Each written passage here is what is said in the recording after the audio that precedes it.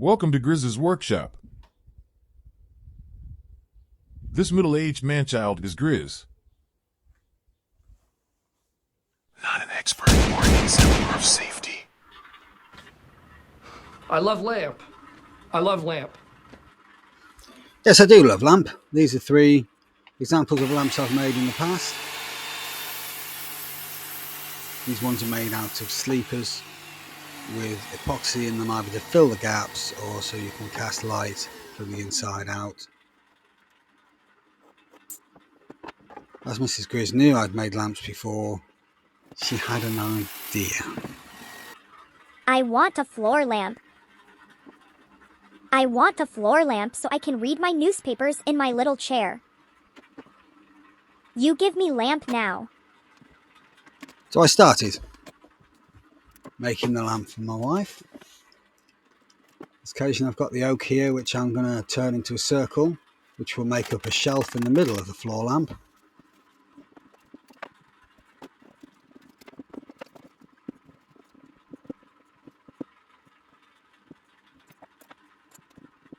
Once I'm satisfied that's flat, I move on to cutting the small disc at the top.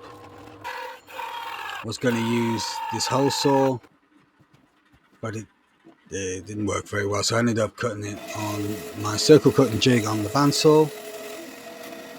As you can see here, trying to get a nicer edge on it.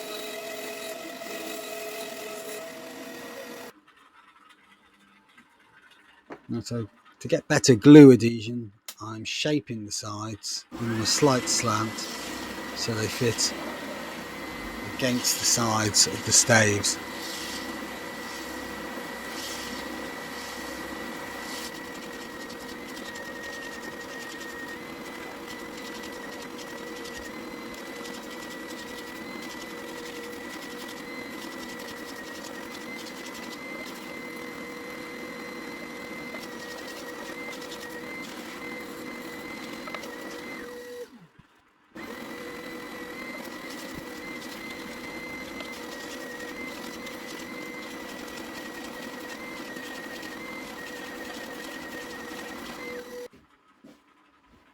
Now to cook the big circle.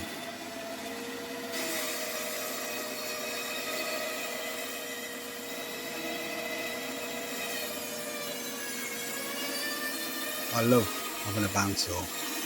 Comes in handy quite often. But this isn't the best bandsaw. And this blade wasn't the best blade, but it was the only one I had. It was really struggling to cut circle out smoothly, so in the end I had to make the decision to go and try and use the router to give it a cleaner edge. And this is where I am at my router table.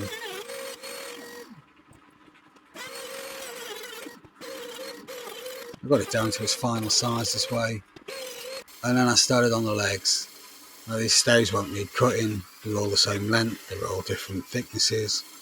I started off by cleaning the insides with steel wire brush that was on an angle grinder, and then coming back with my cut saw disc, which to be honest with you was a little aggressive. I thought it'd just be a bit quicker than the flap disc, but it wasn't any quicker really.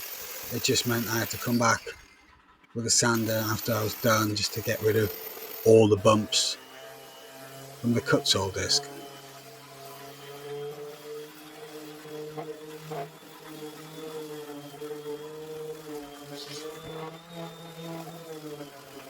Now I used something I had with 3 legs to help me align these 3 legs.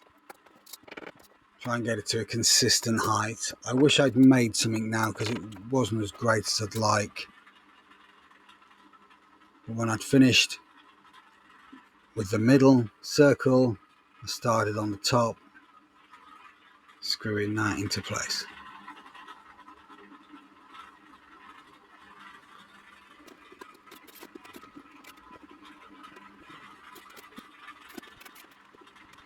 With me trying to get it level, because despite my best efforts, it didn't want to.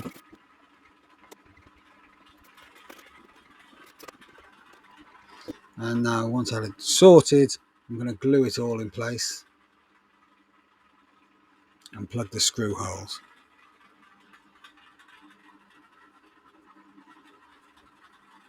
It was quite frustrating.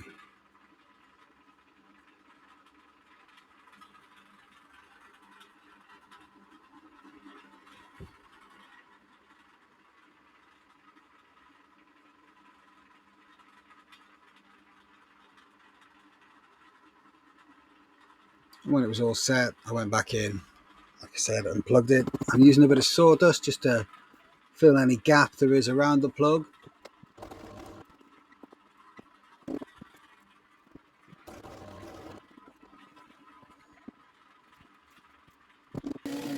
Hitting it with a sander, rounding over the edge.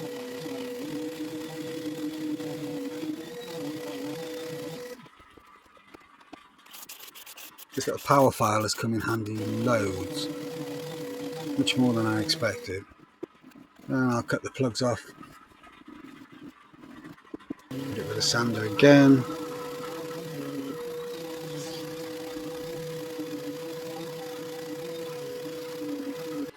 And here's me with some soft wax, so it falls down into the grain, so it matches what the staves look like.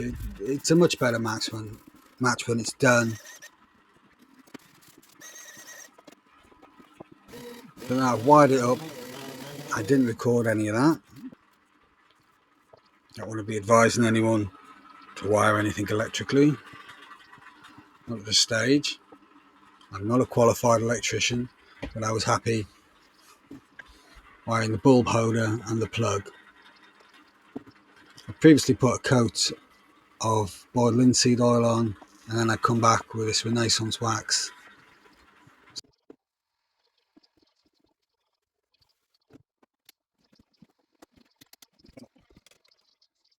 Give it a nice polish, and here it's all finished in situ.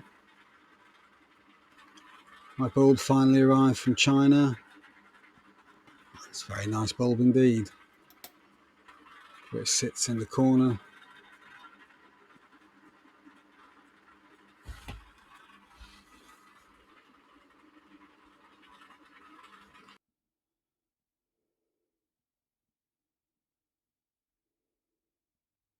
And there's a closer look at that wax in the grain, just to see that it does match up well with the staves. So here's a breakdown of the cost. It wasn't really that much to make the frame.